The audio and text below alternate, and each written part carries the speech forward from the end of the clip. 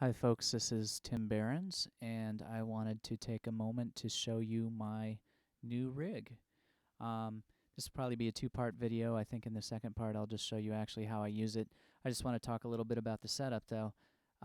So I am using an iPad running an Apple camera connection kit, which is in turn going into a powered USB hub that is controlling my Axiom 49.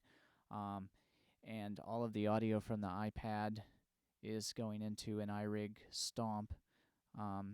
This is by Multimedia, and it's actually an interface for effects processing with a guitar, and it works great for that. Right now I'm just using it for audio.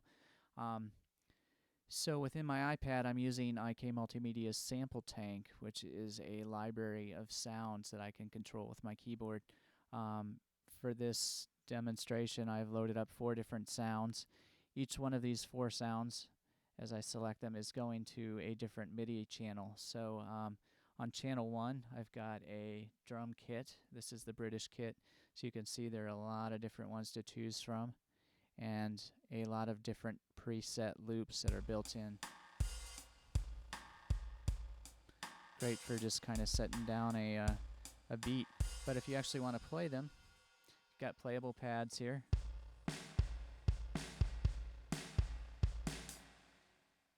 Or if I play MIDI channel 1 on my keyboard, I've got those same sounds.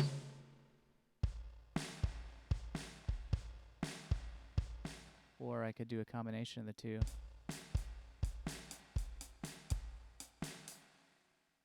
So that's channel 1. Channel 2, I've got, and I'm just switching here on the keyboard, I've got a zone set up so I can play the different channels.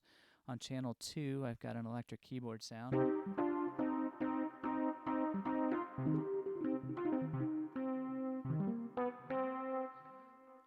On channel 3, I have a bass sound.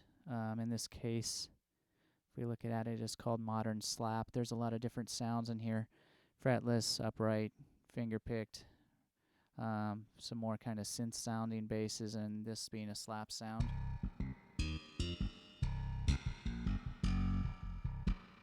And just discovered last week that the lower registers of these sounds have some kind of body or string hit sound, so which is great for playing fast stuff.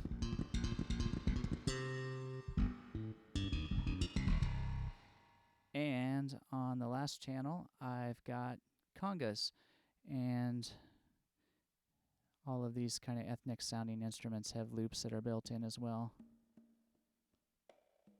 It's kind of soft.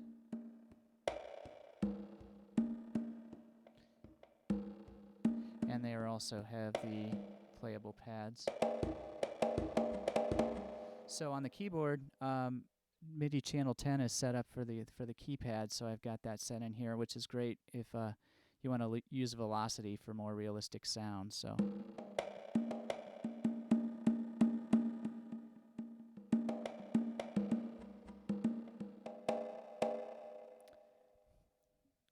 And then the great thing about this setup is you can set up presets, so banks of 4, and I think there's, with this latest update, there's 128 you can set up, and you can easily switch between different parts. So just with a push of the button, I've got 4 new sounds. I've got brass,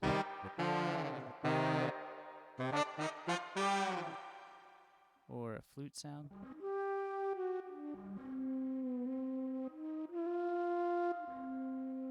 or a synth monica on channel 3, or sax sounds. And the great thing too is you can play all of them together. Like, so I just turned on all 4 of my zones here.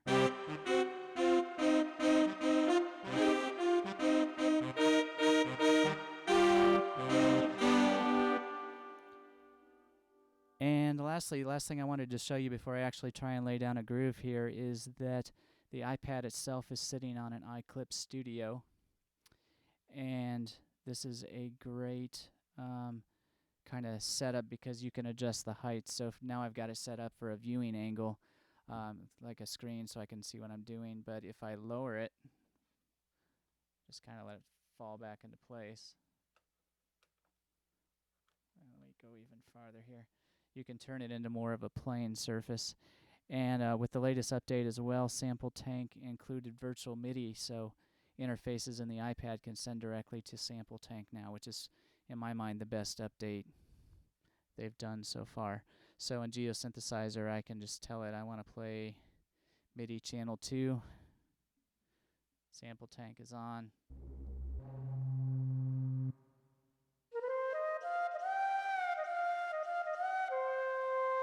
And I love this because you can turn on MIDI bends,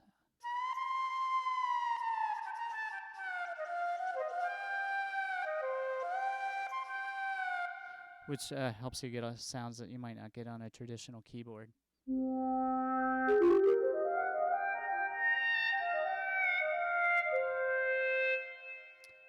So there you have it. And real quick, I'm going to try and lay down a groove just to show you how I use these sounds with a Boss RC20 pedal to quickly put down some grooves that I can jam to, or things that kind of back up what I'm doing on the guitar. Thanks for watching, and in part 2, I'm going to jam.